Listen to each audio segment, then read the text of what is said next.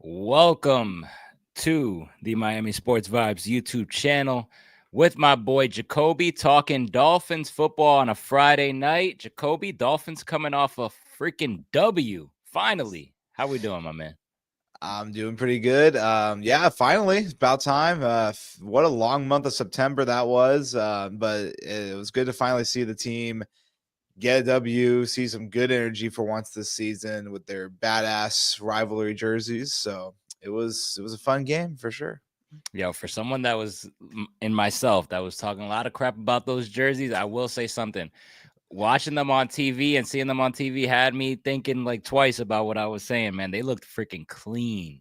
Yeah, they did. I was really blown away. I'm upset that they're only wearing them once. I'm like, come on, like you got to utilize those, especially when you're not bringing the throwbacks out this year. Like that's just malpractice to me. But yeah, it was a good showcase for sure. I hope they bring them back. I agree, bro. For as much hype as those jerseys got and how they teased us throughout the whole offseason, for you to just wear that once is crazy to me, bro. Yeah, it's insane. But are we surprised though? I don't think so. Right. You're right. But listen, let's talk about this Dolphins win, man. So Dolphins finally picking up a W against a New York Jets team who's also pretty bad. But you lose Tyreek Hill in the process of it in a freaking devastating injury. I mean, man, talk about the Tyreek Hill loss, man, and the injury. Yeah, it was pretty crushing to see. I mean, it was pretty gruesome. I wasn't surprised when the news came back that he, tore like pretty much every ligament. So it was pretty tough to see, and I was really curious how they were going to respond right away because Tyreek's just been the center point of this offense for 3 years now. So I was pretty shaken up by it. He's been my favorite Dolphin for the last few years, but that's the nature of the game now. Season-ending injuries everywhere. It just happens so frequently now in the league that it's just so common. So it was tough. It was tough. How about you, bro? Like it's crazy because, man, I was a guy saying like, yo, get Tyreek Hill out of here, bro. He quit on the team, trade him. You know what to do. Let's start this rebuild. But I'm not going to lie to you, man. The energy that he was bringing in that game in particular, bro, started to kind of make me want Tyreek Hill long-term, bro. Like, this is exactly the type of player that the Dolphins, like, they just need at this very moment. Somebody to huddle these guys up, hit them in the head with his helmet, bro. Like, you saw him gearing up those guys right before the game. And then he also just set the tone, bro. He was catching everything. He was just running a lot of those crossers that he was freaking running in 2023. And you kind of saw a lot of like bright spots starting to happen. It felt like honestly, like Tyreek was about to like just hit the ground running from here, whether that boosts up his trade value to get traded or just be, an essential piece of this Dolphins offense. And it's just unfortunate that he goes down with the injury. And I was like, damn, bro, he was really bringing that energy. And, I was sick to my stomach, bro, to be honest with you. I'm very upset that the Dolphins are going to be without him the rest of the way.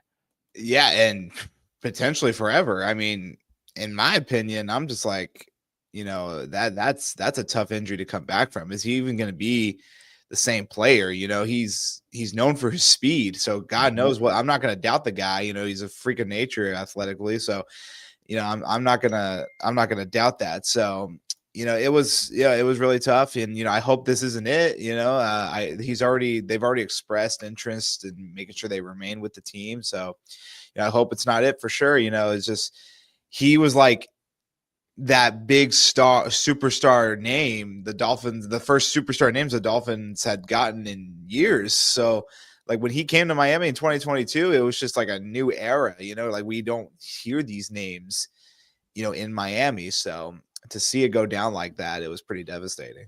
Yeah, bro. This changes like so many things, man. And it's like, is this really the end for Tyreek Hill? I mean, you're talking about a guy that relies on explosiveness and speed, bro. Like for you to just, tear up all those ligaments in your knee at the age that he's at, it's like, is he going to be the same Tyreek Hill? Like, how is his recovery process going to go?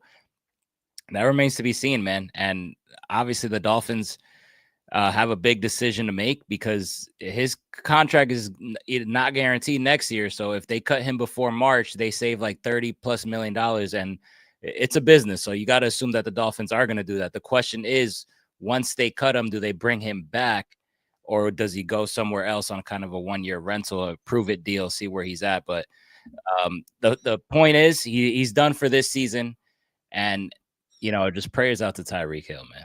Absolutely. Yeah, you just hate to see it.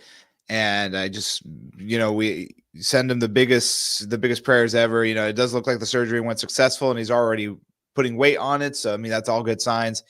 But yeah, we'll definitely see. I do hear that Miami has a big out of his contract, a big opt out this upcoming offseason. So it really just depends what direction the front office is going to choose. Like if they're going to choose to be, still try to be competitive, then they may want to clear some cap and try to, invest more into this team or restructure it in a way that works for both parties. But it's too early to tell right now. But overall, it's just very disappointing for both sides. Most definitely, guys. Please hit that thumbs up button to support the show. Giannis in the chat, what up? What up? Zell says Tyreek Hill was smiling the whole time during the injury. I mean, like how? What are your thoughts on him and his reactions? I just feel like I feel like that's being blown way out of proportion. I feel like it just the adrenaline was there, and he was just trying to just get through the pain, because I'm sure that's like the most painful experience ever. Like right. Twisting your leg all the way around. So I don't know. I think that was being blown way out of proportion. I don't think he was celebrating that he got hurt or anything like that. I just think that's stupid. But I agree. it's just, but he's Tyreek Hill. Tyreek Hill is an interesting character, but so I don't know. I just feel like he was full of adrenaline and just trying to, some people handle pain in different ways. You just have to like laugh through it or something like that. So I don't know. It's just because like it's just. I don't know. Yeah, I'm stuck in between. I'm like, I don't think he was celebrating. I just that. Definitely not. I don't think he's celebrating at all, bro. It's kind of like is his way of coping, probably. Like I'm gonna be fine. This is a potential career-ending injury, and then there's no doubt he may not like it in Miami, but he loves the game of football. He wants to keep winning. He doesn't. I guarantee you, does not want this career to go out like that. So. I find it hard to believe he was celebrating, because I really don't see a picture where he comes back the same player. That's just me though. Listen, that's a lot of money that is going to be lost. So I doubt he's really happy about that. Exactly. But let's talk about life after Tyreek, man. So who steps up in Tyreek Hill absence?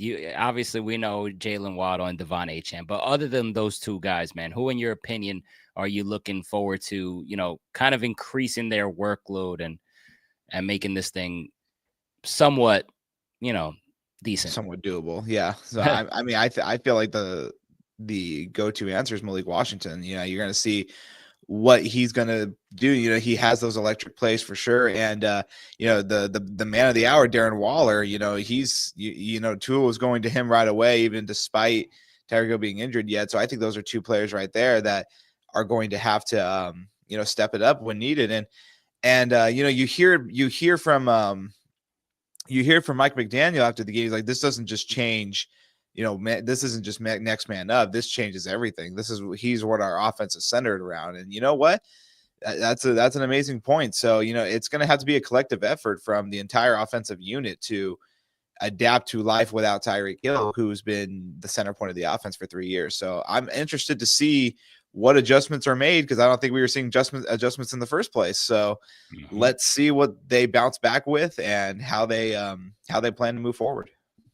Yeah, for me, I saw one of the Dolphins beat reporters say that the Dolphins offense is about Tyreek Hill and the threat of Tyreek Hill. So just the threat of having him out there, whether he's putting up those big numbers that he did in 2023, just the threat of having him out there, the way these safeties have to play back and not give up that deep ball to Tyreek opens up those underneath routes and what Jalen Waddle can do and these other guys can do. So now when you're losing that, defenses are going to start playing this Miami Dolphins team way, way differently. And probably, Achane is going to probably suffer from that. And they're probably going to say, let Tua beat us. And I don't think he's going to throw deep.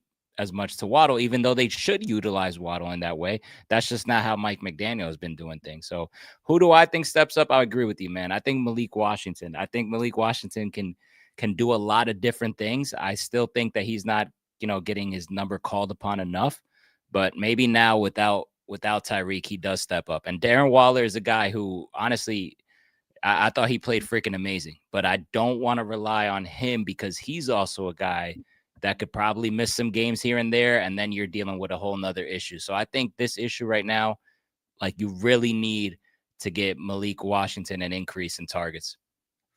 So here's my question to you. So depending how seriously this front office views this season, I don't know. I seriously don't know exactly. Like obviously, Stephen Ross is so bought into this roster. Now, does Greer have full control? I don't know, but do they make a move for another receiver? That's something that I've been wondering all week too. Do they try to invest even more into this roster? I think that's a question we need to ask. We need to ask as well.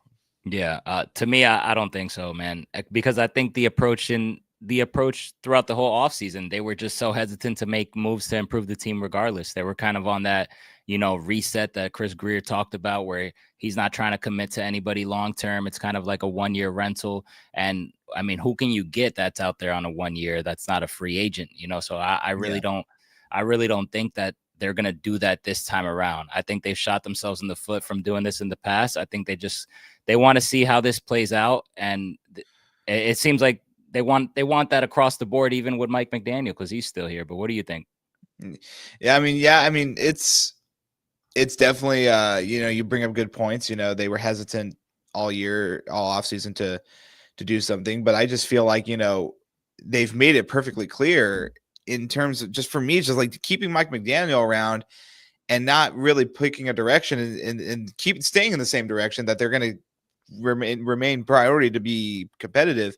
Is just, I feel like then you have to make a move. I feel like if that's your goal, so like, I guess we'll find out, pretty soon here. It's already week 5. So, I mean, I think we'll find out pretty soon, actually, what direction they're going to pick. But, if they win, 3 in a row, it's going to make you think. I just saw the comment, like Chris Olave would be a nice target as well. Like, yeah, I could 100% see that kind of move. And like, is his value even that high? I don't think so. So it's definitely I'm definitely curious what route they're going to go.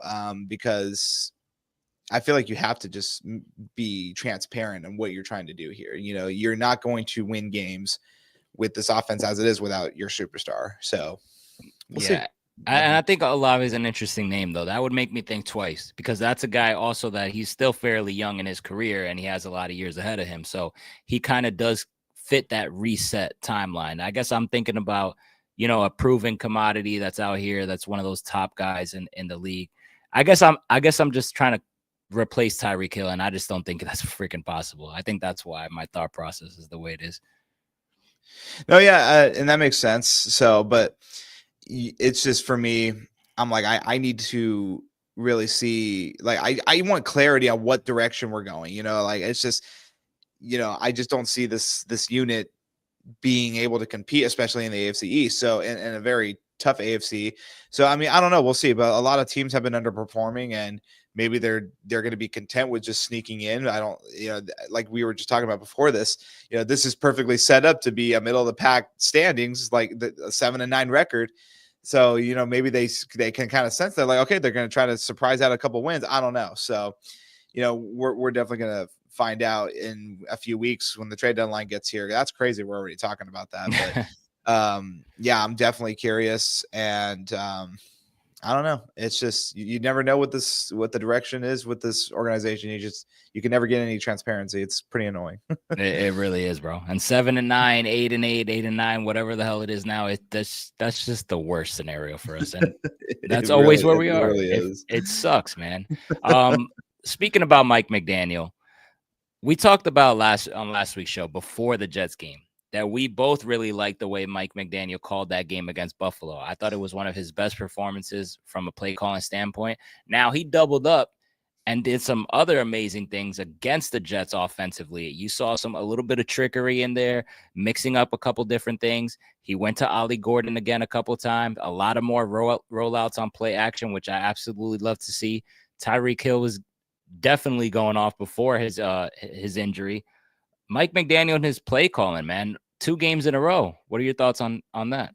Yeah, I was pretty pleased. I thought it was pretty efficient. There was no really a play that really irritated me in any circumstance. I thought, they were all the right kind of scenarios for them. So I was not disappointed by any means by his game at all. And like you said, 2 solid weeks in a row. Good. This is what I want to see. I want to see some evolution. I want to see him being able to stack each week. So that's something that was pleasing to see. I just think the players lacked execution at times. There was some plays that were missed, and there was plays that were open that Tua didn't even look at once. So, I mean, but that, in my opinion, is not the fault of McDaniel. That's execution wise from the players. But yeah, I do agree. It was a pretty efficient week play calling, and let's see how he steps it up against, the Carolina. This would, 3 weeks in a row, you can really build some momentum. So Yeah. I really did like what I saw. I'm curious to see how he approaches this one, without Tyreek, although he was without Tyreek for like 3 weeks in training camp. So this team has had reps without Tyreek, and those including joint practices and everything. So he's got experience with these guys. So there shouldn't really be that, it's just it's terrible to adjust without, like, no, he has to have some tricks up his sleeve. So I'm looking at this one to see. I'm curious to see how Mike McDaniel coaches this time around. And if you think about it, he's only missed Tyreek 1 game in his career as a head coach. Oh, damn. And really? yeah, Tyreek Hill has been Mr. Availability for Miami. So this is going to be, a sight that we're not used to seeing. I believe the only game Tyreek missed was that Jets game in 2023 towards the end of the season, where he was a game time decision. I'm pretty sure that was the only game he missed. So, it's going to be like I said, it's kind of be no man's land. Like, we don't really know what to expect. Yeah, he's missed practices, and he's been absent in training camps, but at the same time, they're just practice reps. So we'll see.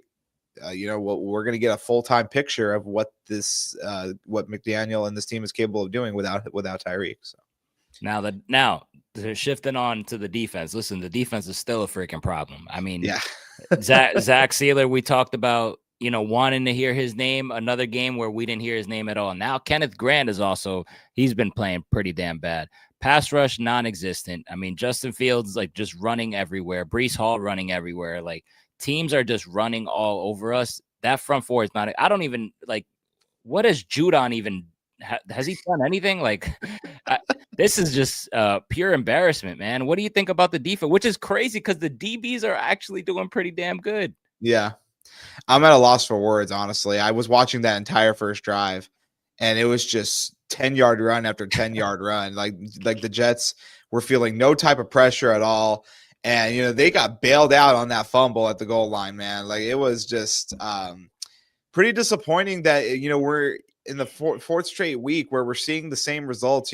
For me, man, I'm like I have like a zero tolerance for repeat mistakes. It's like the same type of issues we're seeing every week. It's just this front four is failing to get pressure. They can't get to the quarterback. What do they have, like 2 or 3 sacks on the year?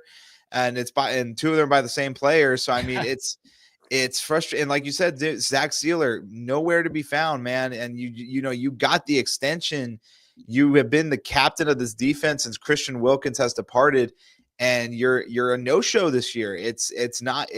There should be zero tolerance for it. And I'm pretty sure he had another dumb penalty too in that first half, if I remember correctly. But it's been very disappointing for Sealer, man. Sealer's been that fan favorite that in my opinion, like Mr. Reliable. You can rely on him to show up and make an impact, and it's just been nowhere to be found. Is it regression? Is he battling something? Who knows? But whatever this defense's scheme is and philosophy, it's not working. And I'm kind of disappointed that Anthony Weaver can't really get to the bottom of it, because I think his front line is better than last year. So there's no excuse for it. So it's a head scratcher for sure. Yeah, I can't even come to terms with what exactly is the problem, for these guys just not being able to produce. I mean, Anthony Weaver had a crazy press conference before the game, and I'm listening to it and I'm like, damn, like this guy's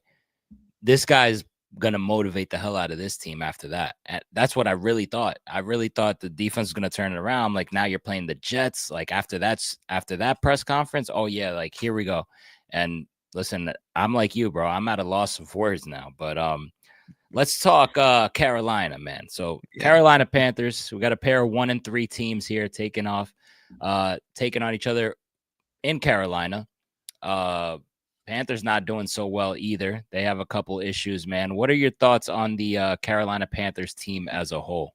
It's for Carolina, man. It's hard to feel bad for a team that appears to be extremely dysfunctioned when you're a fan of teams that's just been dysfunction your whole life. But Carolina is just continuing to be the staple of like bad teams in the NFL, like that just instant win on everybody's calendar. I just haven't been pleased from whatever I've seen out of them, except for their win against the Falcons. But it's just a lot of the times, they're just out there, and you're like you fail to really see what they're trying to scheme up, what they're trying to dial in. Bryce Young continues to struggle for how high he was drafted in, and it's disappointing because they've been that top 15 draft team in the league for a few years now, and they really haven't been able to spark any sort of momentum.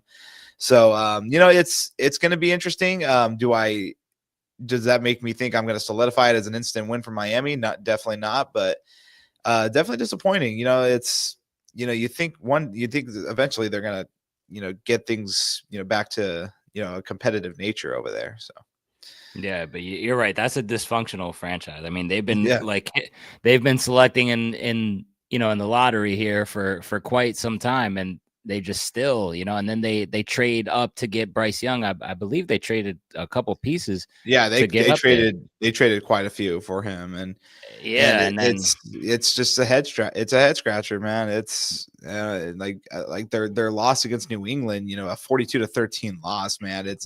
I was watching a little bit of that game, and I'm just like, Jesus Christ. So it's gonna be interesting. It's definitely gonna be interesting. And that's when it's bad, man. When you go ahead and trade a couple of assets to move up to get your guy at quarterback, it better be the guy. And then Bryce Young, honestly, I don't know if he's the answer, man. Like, do you think he's gonna have be a solid starter, or do you think they'll move somewhere else soon?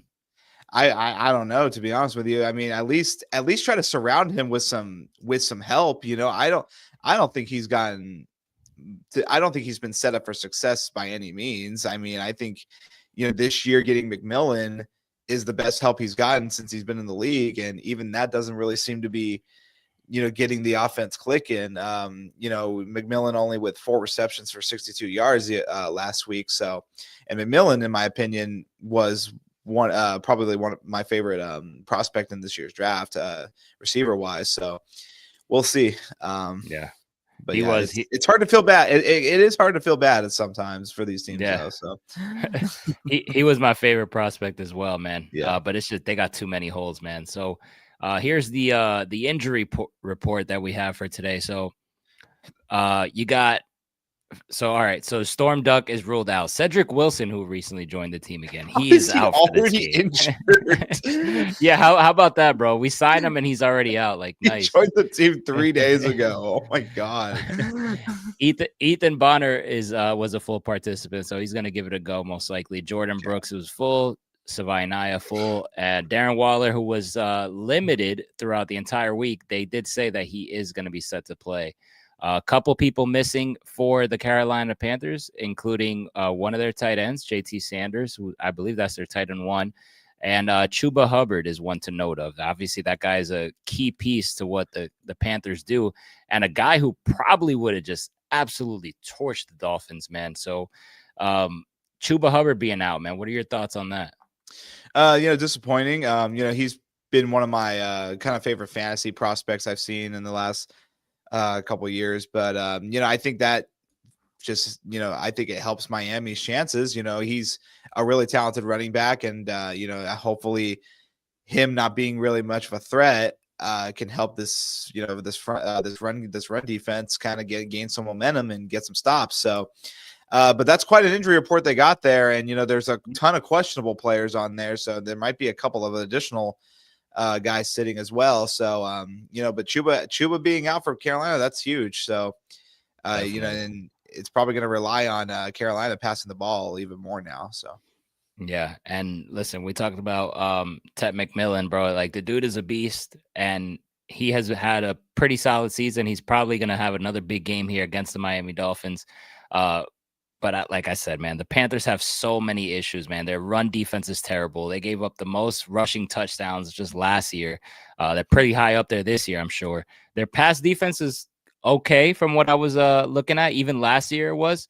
But overall, so many holes, man. But let's get into our keys to victory, man. How do the Dolphins win this one? Now, the spread is like 1.5. They say this is an even game here, which was surprising to me. So what are your keys, man? Yeah, my first key is going to be just what we talked about, and that's going to be shut down the run. You have no excuse to allow this team to have a field day in the running game. Like, without Chuba, this team needs to come out and shut down any possibility of momentum from the run game and make a statement. All of those guys are just needed, like, and they haven't been anywhere seen except for Bradley Chubb. So that's gonna be my first key. My second key is make Bryce Young panic, man. The pass rush needs to get activated. He will throw mistakes. He will throw off. He will give you chances to intercept it. Get to him early and just make him a non-factor. And then my third one is all eyes on Jalen Waddle. I think he is going to be the X factor on the offense. I think Tua is going to go to him more times than anybody.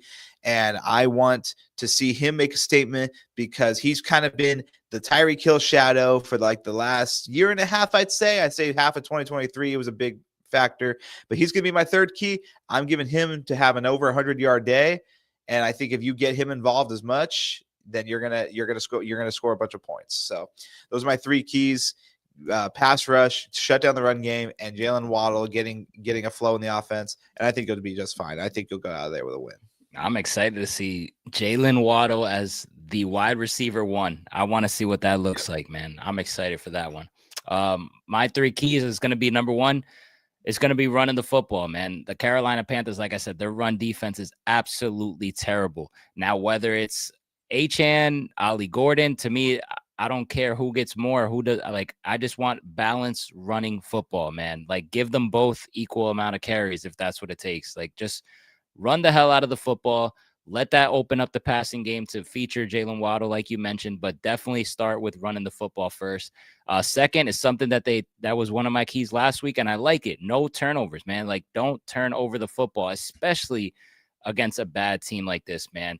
I think the only way you lose this game is if you beat yourselves, and that involves like penalties and turning the ball over. Like, if you play just a normal game, you don't have to play super flashy. If you just play a normal game, just disciplined football, you will win this game. So no turnovers is my second key. And my third key is something that I want to see get going, man. I want to see this defense just stop the damn run. So similar to what you said, you got no Chuba Hubbard. Get some momentum now. All right. You're going against, I think, is Rico, the guy from Dallas last year. I mean, come on, man. Build some momentum. Stop the run. Like, have a nice defensive showing, especially against the Carolina Panthers. Maybe that'll kind of get them going. Carry that momentum onto facing the Chargers at home. That's what I want to see. But to me, it's just the turnover battle and utilizing the run game are my keys to victory. Damn, that's true. We got Herbert and Tua matchup next week. I know that's not the topic of the show, but kind of forgot that was coming up. So yeah, I think all good keys. The one I'm going to mainly look at is not only just the Jalen Waddle one, but it's just stopping the run. You have no excuse. There is no excuse for this run game to get any momentum, especially the matchup wise. Like, come on, make a damn statement for and real. Get going. I need to see it. I really do. And that's the thing. I'm thinking like ahead with this one, bro. Like build that momentum so you could take it on to the Chargers game because you're gonna need some momentum going into that matchup. Tell me about it. We're definitely gonna need that. I mean, Yeah. the good thing is that we're at home. Like if we could get some of these guys that have been struggling, bro, just to feel that like positivity, bro. Whether it's Chop, Sealer, like all of these guys, they need it. Yeah. And, I just, me, I've been a Jalen Phillips fan since he Yep. came to the league. And I feel like I've heard his name like once and probably talking about coming back from injury. So he is probably the guy on the line that I really want to see get going out of everybody else. So, I kind of feel like his days in Miami are kind of numbered. He's just not been the player he has been since the injury. So I need to see a Jalen Phillips game really bad. And I hope, like I said, there's no excuse. It needs to happen, and it has to happen this week. Yeah, and he picked up a boneheaded penalty against the Jets, bro. Like That's it who was like it was. I think I hands was to the mistaking face. him Yeah, for Steeler. Yeah. yeah, it was really really boneheaded by him. But I'm with you, man. So who wins this game? What's your pick? Yeah, I think the first half is going to be pretty ugly. I think they're going to struggle to find any momentum. First game without Tyreek Foley. So, but I'm still going to pick Miami to win this game. I think Carolina just has too many issues to keep up with Miami, even though Miami's got their own issues. But I'm going to give the Dolphins the win on this game. I'm going to go 20-7 final score. I like that. I'm gonna pick the Dolphins to win this game as well. I think they're the better football team, and I think following that 0-3 start to the season, the way McDaniel has been calling games, these last two in particular, it kind of shows me that he's not gonna get too cute. He's not gonna get too creative. He's gonna stick to the run game and kind of like just play disciplined football here. And I think we ultimately win this game. I think it's gonna be. I don't think it's gonna be a blowout. At all, bro. I think we win this by like 3, maybe 6, maybe Really? points. Wow. Yeah. Okay. I don't trust the defense. I need to see it, bro. Like I need to see it, and I see us playing this game like super safe and super conservative, man. As far as I just that's how I see it playing out, bro. I think that's fair. So, I refuse to believe. I think the Panthers are more dysfunctional than New York. I'm like, you got to go and make a statement this game. So yeah, I don't even think they made a statement against New York. So let's just see. I'm going to give them the benefit of the doubt. Yeah, I was like, they're definitely not going to lose this game, but like, give me a marginal victory. I'm going to say 20. Yeah, 20-7 sounds pretty good. I hope so. I hope so, man. All right, let's talk fantasy football before we wrap up here, man. Before I go to that, do you remember the last time we played Carolina, man? What a time that was, man. It was back in Miami, 2023. Tyreek Hill had that huge touchdown where he did a backflip at the end. What a time, man. Things are so different. That was against Carolina? Yeah. Oh, damn, man. Yeah, I feel like we've played Carolina a lot over the last couple of years. I know Waddle's caught a touchdown against them in Carolina. Damn. Man, I don't remember the last time we played in Carolina. I feel like 2017, that was like the last time I can remember playing in Carolina. Damn, bro, that backflip, bro. Yeah. It's sad, bro. Yeah, it was what a time to be alive, dude. Oh, dude, what a damn time. I remember Carolina started that game 14-0, and I was like, this isn't happening. Like, there's no way this is happening. Now I remember. Yeah. Right. Oh man. Well, let's see how this one goes, man. I hope. Yeah, we'll see. Fantasy football, bro. Did you pick up another loss? Yeah, that's a dumb question. Hell yeah, I did. The guy put up 180 points, like 180, 160, and 140. My last 3 weeks in your league, bro. I don't fucking get it, man.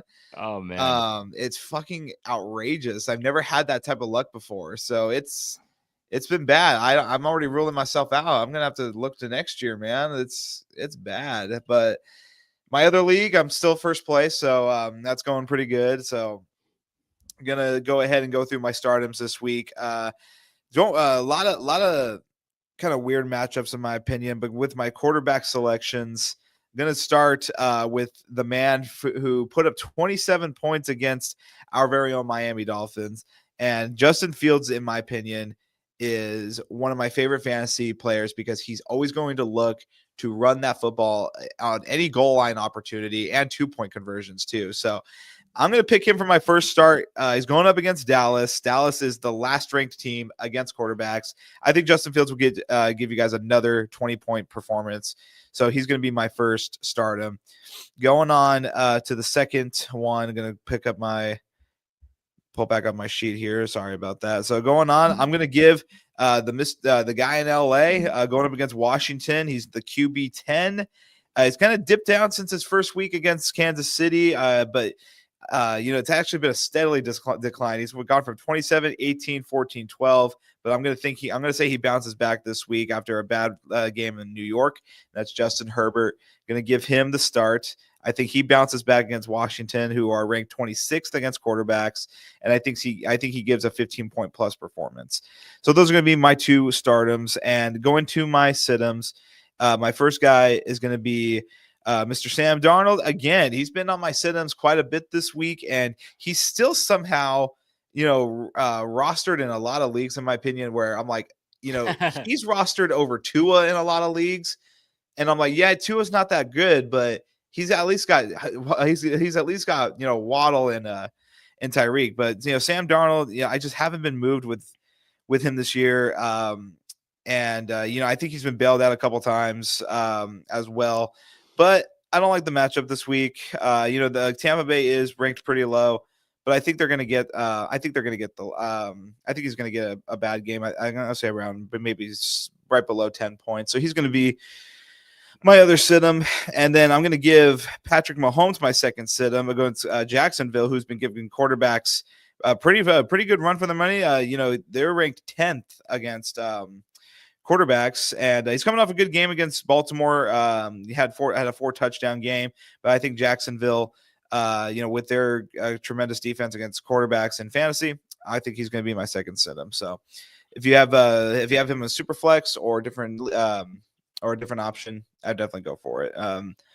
We missed the game last night, so I think Stafford had a good chance this week to have a good week, but those are my quarterbacks to start. So I like that. And Jacksonville has been playing really good defensively, bro. Second ranked defense in fantasy. They got a former linebacker coach over there, Campanelli, from the Dolphins, and he's been dialing it up, bro. The turnovers they've been creating, forcing fumbles, they're playing aggressive, they're punching balls out, like they're getting fists on it, bro. Like that they're playing, and they're riding high, and they're playing at home on a primetime game with a 3-1 record. So Jackson's gonna be fired up like that. Absolutely. Yep. Going on to my running backs, I'm taking any running back that is going to play against the Saints, okay? Because they're giving running backs, just huge, huge weeks. And I'm going to take Cam Skataboo from New York.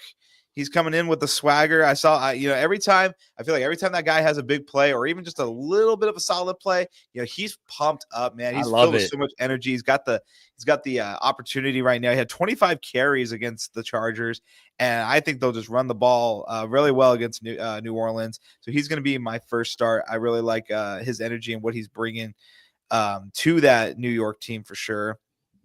And my second guy is going to be Jahmyr Gibbs. Not obviously that's an instant start. I feel like everybody knows that, but I think he's going to be my start of the week overall because he's going up against Cincinnati, who are just a dysfunctional dumpster fire right now. Oh, yeah. They are averaging a fucking whopping 31 points to running backs, and they're right near the bottom tier. I think David Montgomery can have a big week this week as well, but Jahmyr Gibbs is that guy you always want to go to out of that duo.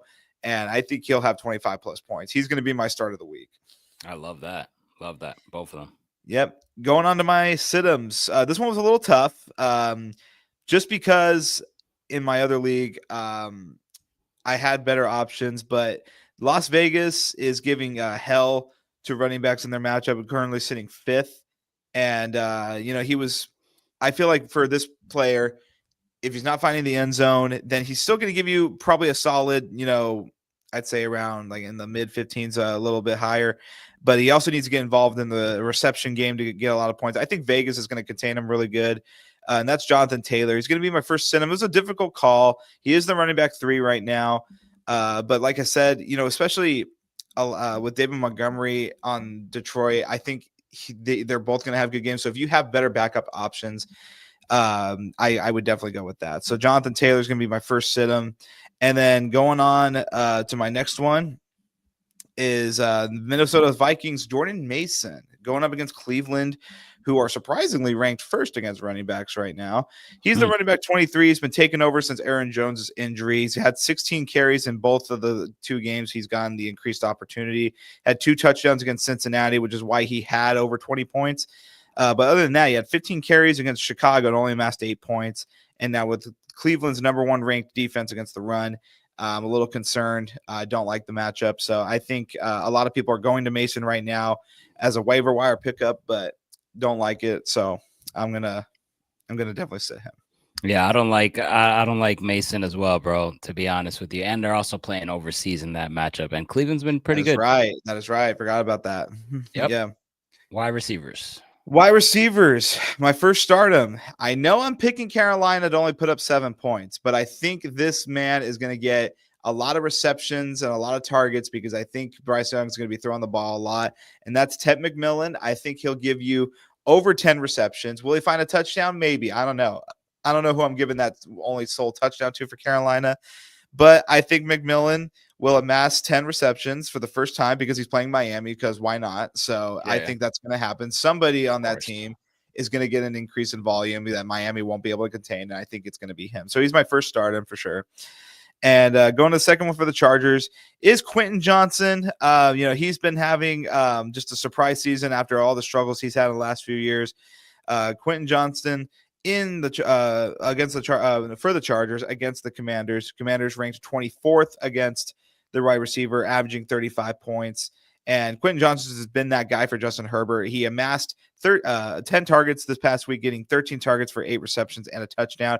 I expect that to continue, riding the hot hand. So give me him for my second stardom. And if you got him, I guarantee he wasn't drafted or he was drafted very late.